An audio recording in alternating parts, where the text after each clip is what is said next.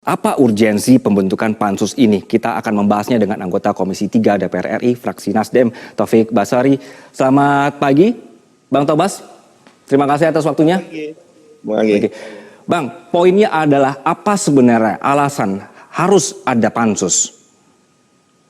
Ya, mengenai apakah nanti kita akan membentuk pansus atau tidak itu bergantung pada hasil rapat-rapat kerja kita selanjutnya, karena ini masih belum selesai ya. Kemarin kita baru saja memanggil dan meminta keterangan dari PPATK ya, menurut versi PPATK, dan kita berencana akan melanjutkan proses ini dengan melakukan rapat yang melibatkan juga nanti kita akan memanggil Pak Mahfud ya sebagai Ketua Komite Koordinasi Nasional Tindak Pidana Pencucian Uang, kemudian Kepala PPATK sebagai Sekretaris Komite Nasional, dan Ibu Sri Mulyani sebagai Menkyu, yaitu anggota Komite Koordinasi Nasional. Ya, kita nanti tunggu ya hasil dari rapat pada tanggal 29 Maret tersebut untuk melihat kebutuhan apakah nanti akan kita bentuk pansus ataukah kita sudah mendapatkan kejelasan seterang-terangnya dalam rapat tersebut. Tapi yang paling penting, tujuan dari kita memanggil pihak-pihak ini adalah kita menginginkan adanya satu informasi yang jelas, detail, lengkap ya. Karena ini kan masyarakat bertanya-tanya, 349 triliun ini apa ya? Apa yang terjadi? Apa yang salah, apa yang keliru, dan apa yang harus dilakukan terkait dengan 349 triliun ini. Nah, ini yang mau kita jawab melalui pemanggilan terhadap pihak-pihak tertentu tersebut. Oke, Bang Tobas, jadi begitu perlunya ada pansus. Memang kalau misal tidak ada pansus, DPR khawatir bahwa ketiga pihak ini tidak akan terbuka, begitu Bang? Begini, apakah nanti kita akan membentuk pansus atau tidak itu tergantung dari hasil rapat kita bersama tiga pihak ini ya, Pak Mahfud, Ibu Sri Mulyani, dan Pak Ivan ya sebagai Kepala PPATK. Nanti kita lihat apakah kita sudah mendapatkan kejelasan atau tidak. Karena begini, problem utamanya dari persoalan ini adalah kita tentu ingin bersama-sama membongkar setiap adanya kasus-kasus pencucian uang ya seperti yang memang disampaikan ya. Kita juga ingin mendukung kerja-kerja PPATK ya agar kerjanya bisa dilakukan secara optimal dan kita berhasil melakukan satu bangunan sistem pencegahan sekaligus juga penindakan terhadap kasus-kasus yang terjadi. Nah, tapi kan ternyata dalam isu ini terjadi kehebohan karena ada ketidaklengkapan ya penyampaian informasi pada publik. Awalnya saya dan teman-teman itu juga sama juga seperti warga masyarakat lainnya menyangka bahwa 349 triliun ini adalah kasus pencucian uang yang harus nanti berujung pada penegakan hukum yang terhambat karena oknum-oknum tertentu dia tidak melaksanakan tugasnya atau ada upaya yang menutup-tutupi ini. Tapi ternyata setelah kita melakukan rapat dengan PPATK, gambaran kita tidak seperti yang kita bayangkan.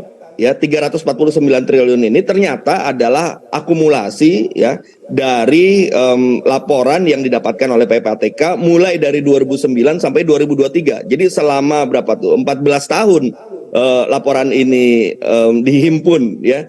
Dan menurut PPATK, ini masih menurut PPATK, nanti akan kita cek lagi. Menurut PPATK sebagian besar itu sudah ditindaklanjuti. Jadi artinya angka 349 ini kan tidak lagi menjadi utuh. Dia harus kita pilah-pilah lagi mana yang sudah ditindaklanjuti sehingga sudah tidak perlu kita bicarakan lagi, mana yang masih berlanjut sehingga kita harus telusuri, mana yang sudah berbuah dengan bukti-bukti yang cukup sehingga kita harus dorong ke penegakan hukum. Nah, ini yang belum jelas, yang masih menjadi pertanyaan publik yang harus kita sampaikan, dan dalam forum di Komisi 3 inilah kita harapkan semua ini terbongkar ya, kita bisa jelaskan secara terang dan kita bisa pilah-pilah mana kamar-kamarnya. Juga termasuk isu yang beredar kan selama ini dianggap bahwa 349 triliun ini seluruhnya melibatkan Kementerian Keuangan. Ya, menurut keterangan PPATK membacanya tidak seperti itu, sebenarnya bukan seperti itu. 349 ini adalah dugaan pencucian uang yang terkait dengan tugas dan fungsi Kementerian Keuangan. Ya, di situ ada persoalan perizinan pertambangan, di situ ada soal perbankan, macam-macam. Jadi bukan berarti melibatkan orang-orang Kementerian Keuangan. Nah, tapi ada juga mungkin yang melibatkan orang-orang Kementerian Keuangan. Nah, karena itu harus kita pilah-pilah ya.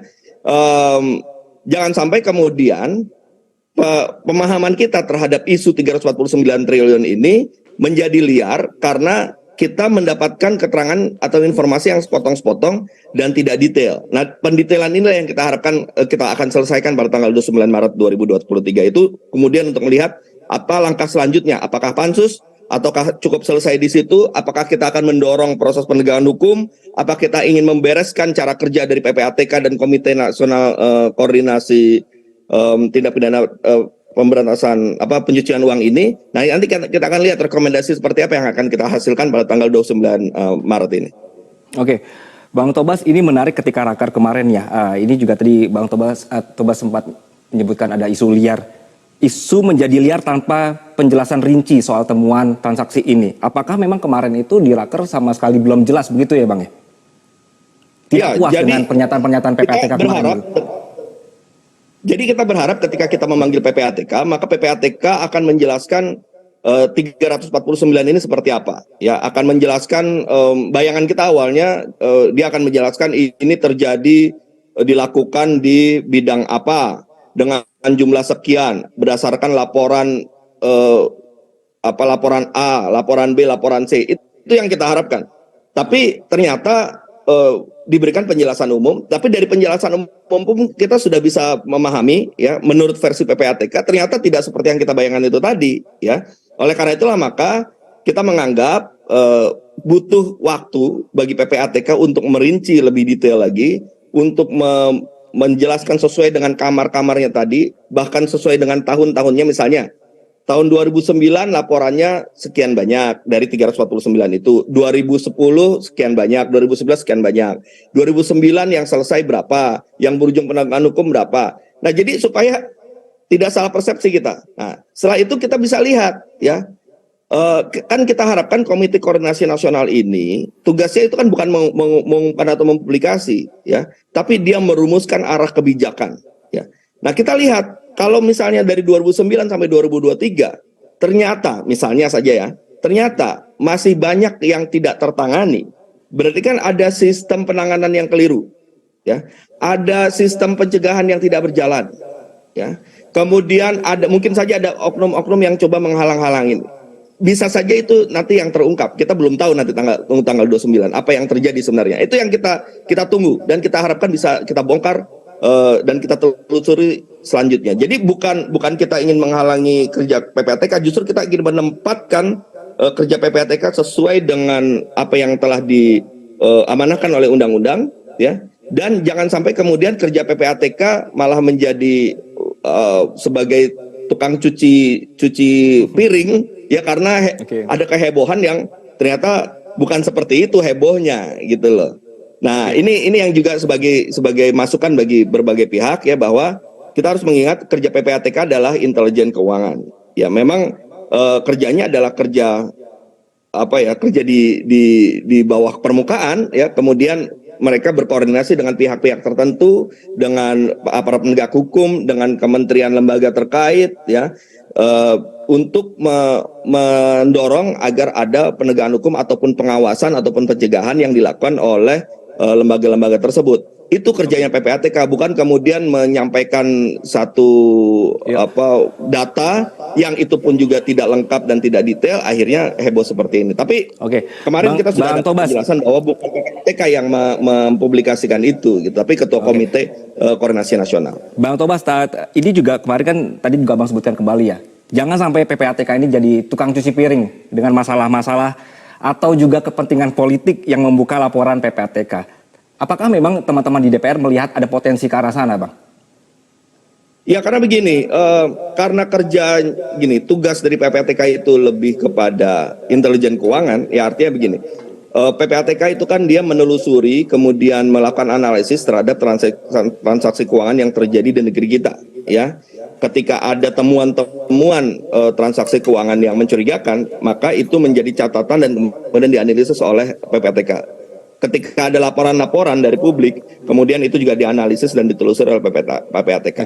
Hasil analisis ini bukan untuk dipublikasikan, tapi hasil analisis ini ya akan disampaikan kepada pihak-pihak terkait itu tadi. Kalau misalnya dari hasil analisis dari PPATK ditemukan bukti-bukti yang cukup untuk mengarah pada penegakan hukum, maka PPATK menyampaikan kepada aparat penegak hukum sesuai dengan dugaan pidana asalnya. Jadi gini, pencucian uang itu bisa terjadi di berbagai sektor ya. Bisa saja dia menjadi pidana asalnya berasal dari korupsi, bisa berasal dari narkotika, bahkan bisa berasal dari terorisme, bisa berasal dari perizinan pertambangan, bisa berasal dari perbankan. Nah, jadi akan disalurkan sesuai dengan sektornya masing-masing.